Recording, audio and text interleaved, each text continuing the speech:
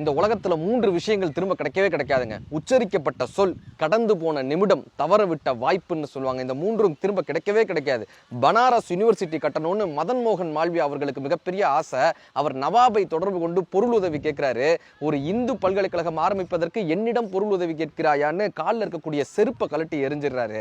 எல்லாரும் சிரிக்கிறாங்க. மதன் மோகன் மால்வியா அவர்களுக்கு மிகப்பெரிய அவமானம் ஏற்படுது. ஆனா அதுக்காக அவர் தளரவே இல்லைங்க. அந்த செருப்பை எடுத்துட்டு போய் சந்தையில் நின்று, இது நவாப் அவர்களினுடைய செருப்பு, இது ஏலம் விடப்படுகிறதுன்னு அந்த செருப்பை, அரசரினுடைய செருப்பை ஏலம் விடுறாரு. இந்த செய்தி நவாபுக்கு போய் சேருது.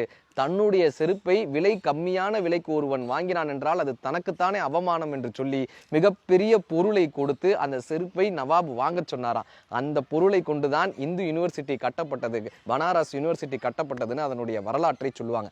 எவன் ஒருவன் தனக்கு ஏற்படக்கூடிய அவமானத்தை வெகுமானமாக மாற்றுகிறானோ அவன் வரலாற்றில் இடம்பெறுகிறான்.